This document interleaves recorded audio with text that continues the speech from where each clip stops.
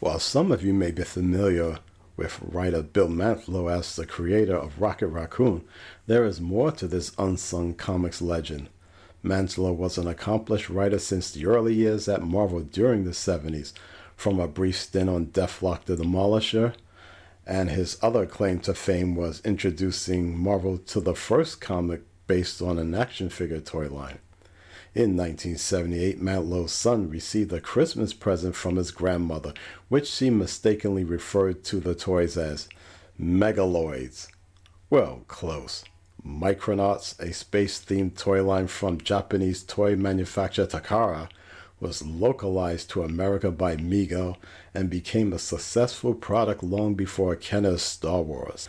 Mantlo studied the toys with fascination to the extent of pitching a concept to then Marvel's editor-in-chief Jim Shooter, a comic book loosely based on Mego's toy line, and by the definition of loosely, I mean that Mantlo added his own spin and world building from the ground up since the toys had no background or concept whatsoever.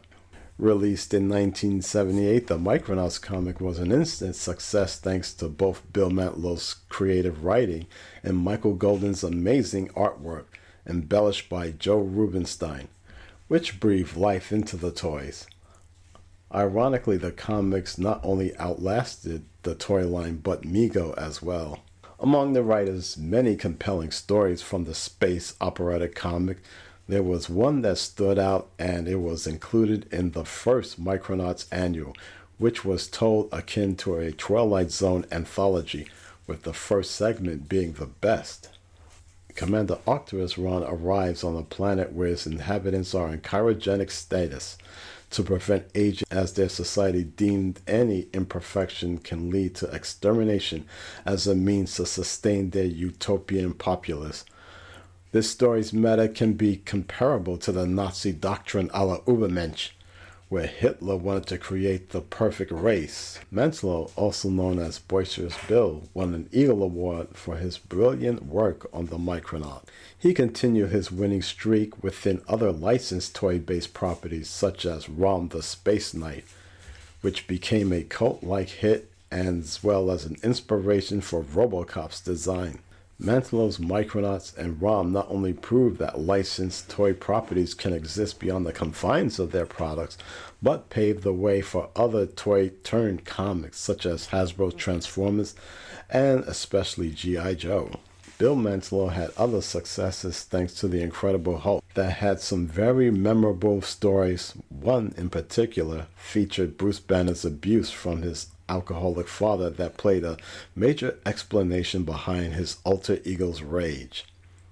Mantlo's Hulk introduced his now most famous iconic creation, Rocket Raccoon, who would eventually be part of the Guardians of the Galaxy lineup. During his stint at Marvel, Mantlo co-created the White Tiger, who was the first Hispanic superhero, and Cloak and Dagger, which the latter is a bit far-fetched when you factor in the concept of having superpowers of teleportation via street drugs.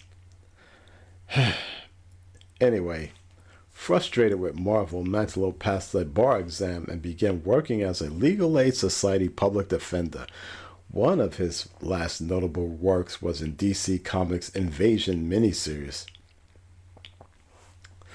On July 17, 1992, Mantlo was involved in a hit-and-run accident while rollerblading.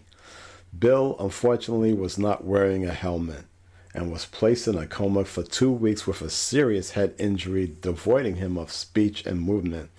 His brother and caretaker Michael raised funds to help pay his medical bills and other expenses, but Marvel Studios, to their credit, negotiated a compensation package deal that would have Mantlo taken care of for the remainder of his life when negotiating the rights for the use of Rocket Raccoon.